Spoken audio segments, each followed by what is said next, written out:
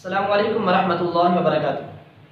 ناظرین، آج ہم اعتکاف کے کچھ مسائل آپ کے سامنے بیان کریں گے جو بہت زیادہ عوام علماء سے پوچھتی ہے اور آج کل پوچھے جا رہے ہیں۔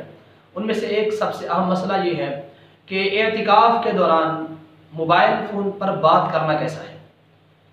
اگر ضرورت کے پیش نظر کوئی بات لازمی ہے، اگر وہ کرتا ہے تو ایسی کال کی اجازت ہے۔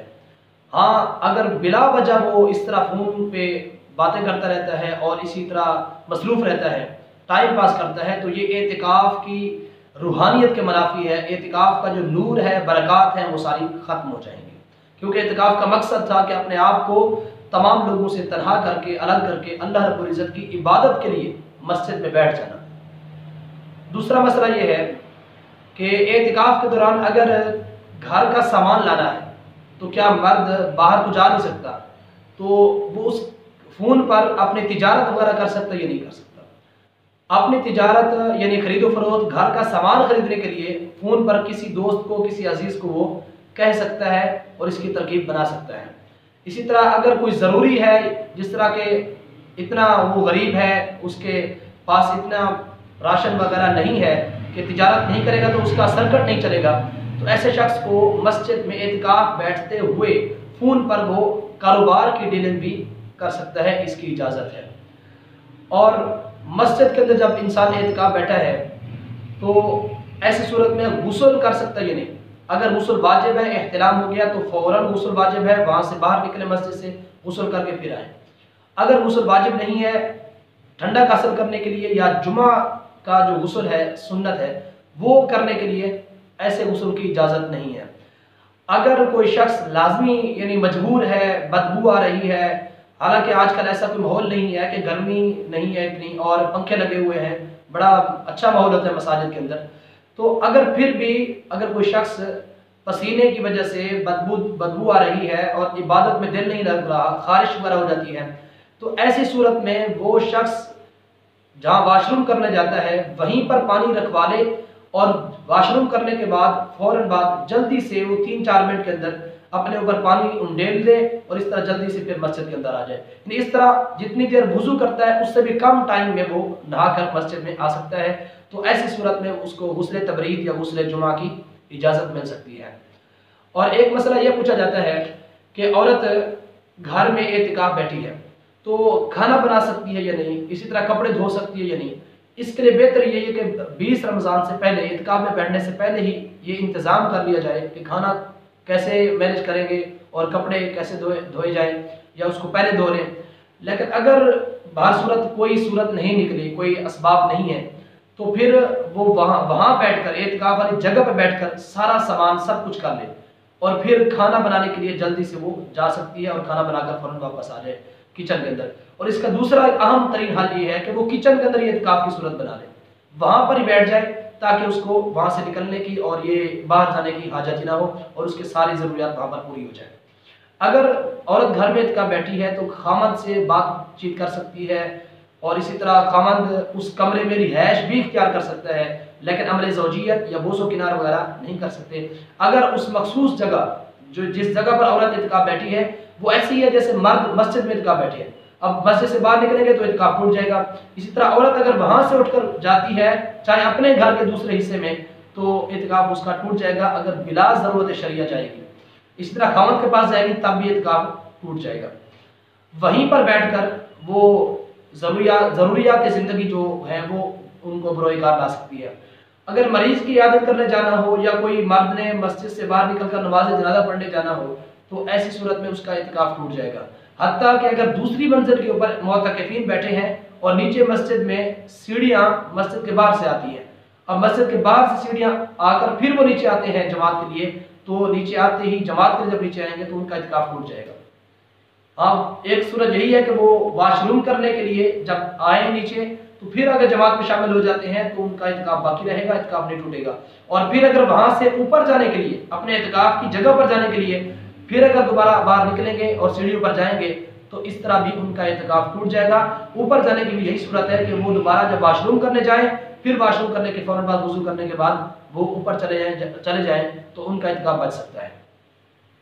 दूसरा, इस वबा की वजह से कोरोना के दौरान बहुत सारा ये मसला मशहूर है कि घरों में मर्द एतिकाफ बैठ सकते हैं या नहीं।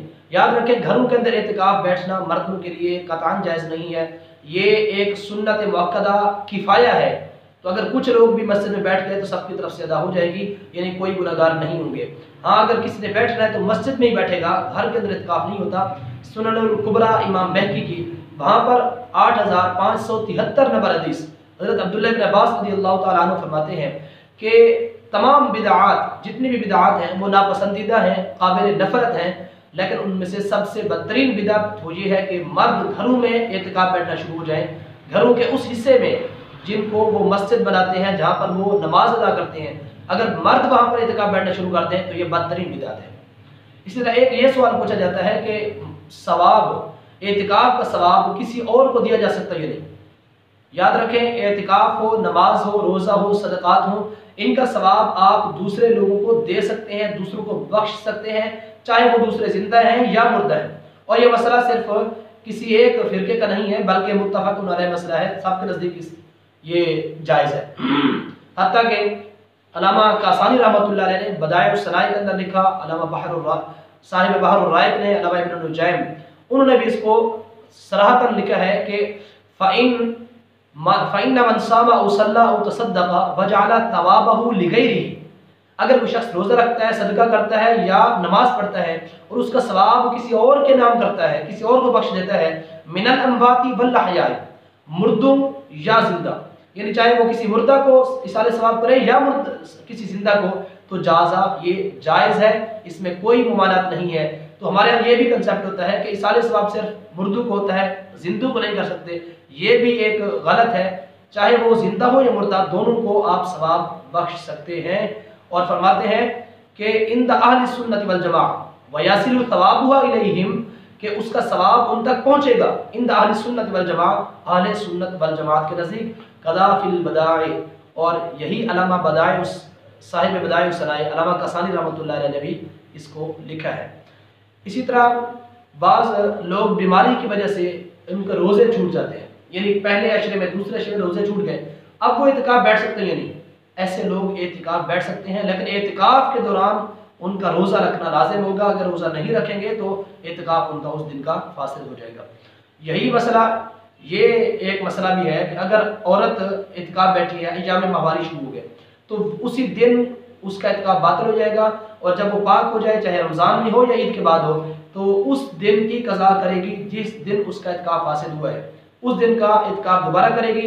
और बकिया जो दिन है उनकी कज़ा लाज़िम नहीं है। एतिकाफ का 10 दिन है, हर दिन का अलग अलग एतबार होता है, लिहाजा जिस दिन अय्याम माहवारी शुरू हुई है उसी दिन की कज़ा लाज़िम है, उससे आगे वाले जो दिन हैं, जो बाकी बचे हुए हैं, उन दिनों की कज़ा लाज़िम नहीं है।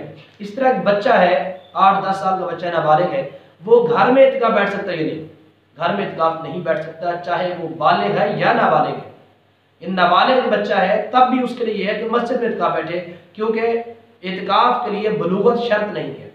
एतिकाफ के लिए अल्लामा साहिब दुर्र मुख्तार अल्लामा शामी रहमतुल्लाह अलैह ने इसकी तसरीह की है कि एतिकाफ के लिए बलूगत शर्त नहीं है, लिहाजा नाबालिग हो तब भी वो मस्जिद में ही एतिकाफ बैठेगा तो एतिकाफ सही होगा, वरना उसका एतिकाफ दुरुस्त नहीं होगा। ये वो मसाइल हैं जो अवाम आजकल बहुत ज़्यादा पूछ रही है, तो इसलिए मैंने ज़रूरी समझा कि आपसे ये मसाइल बयान कर दिए जाएँ। एक मसला इनमें से ये भी है कि मस्जिद के अंदर जो मेहराब है या दरवाजे वगैरह हैं, ये मस्जिद का हिस्सा होते हैं, यानी ये मस्जिद से खारिज नहीं है, ये ऐन मस्जिद है। आजकल जब मस्जिद की बुनियाद रखी जाती है तो ये उस वक्त इसको ऐन मस्जिद शुमार किया जाता है और मस्जिद में शामिल किया जाता है। लिहाजा अगर मुअतकिफ हजरात वहाँ पर जाते हैं तो उनका वहाँ पर जाना दुरुस्त है, कोई उनके एतिकाफ पर कदगन नहीं लगेगा। इसी तरह इमाम मस्जिद अगर एतिकाफ बैठा है तब भी वहाँ जाकर वो नमाज पढ़ा सकता है और वहाँ पर जाकर नमाज पढ़ाने में कोई हरज नहीं है। अगर कोई शख्स मुअतकिफ मस्जिद में एतिकाफ बैठा है तो वो अजान दे सकता है, अजान देने में कोई हरज नहीं है, अजान वगैरह ये सब कुछ जायज़ है। बाज़ लोग एतिकाफ के दौरान खामोशी को लाजिम समझते हैं या मुंह ढांपते हैं कि मुंह ढांप कर रखे तो तब एतिकाफ दुरुस्त होगा। नहीं, मुंह ढांपना कोई शरीयत तौर पर ऐसा कोई हुक्म नहीं है। इसी तरह खामोश रहना, ये खामोशी इबादत है, इस नियत से भी दुरुस्त नहीं है। खामोशी इबादत वहाँ पर है जहाँ पर बोलना गुनाह हो। तो यहाँ पर दीनी मसाइल सीखें, यहाँ पर कुरान मजीद की तिलावत करें, ज़िक्र अस्कार करें, और जो जायज़ और ज़रूरी बात है वो भी कर सकते हैं। मुतलकन आप खामोशी को लाजिम कर लेना ये दुरुस्त नहीं है। वो बात वगैरह की जा सकती है एतिकाफ़ के दौरान, बात करने में कोई हरज नहीं है। और जब एतिकाफ़ से लोग उठते हैं, बहुत ही ये हमारे यहाँ अजीब मसाइल जो है ना मशहूर होते जा रहे हैं, अजीब बिदआत लोगों में मशहूर हो रही है कि जब एतिकाफ़ से उठते हैं तो एक ढोल बजाते हुए और फूल ऐसे बिखेरते हैं गली में कि वो पाँव के नीचे फूल आ रहे हैं और एक अजीब सा माहौल होता है। और जाते ही फिर वो रात को शॉपिंग मॉल जा रहे हैं और किधर किधर जा रहे हैं, और सारी वो जो 10 दिन में मेहनत की होती है वो ईद वाले दिन सारी की सारी ज़ाया कर देते हैं।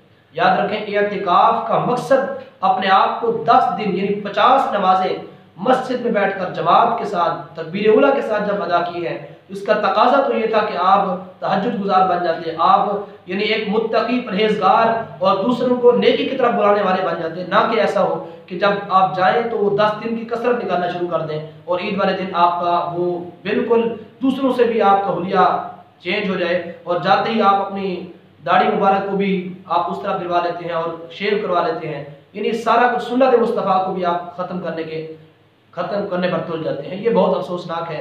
दुआ अल्लाह रब्बुल इज़्ज़त हम सबको अहकाम शरअ सीखने और आगे सिखाने की तौफीक अता फरमाए। हमारे या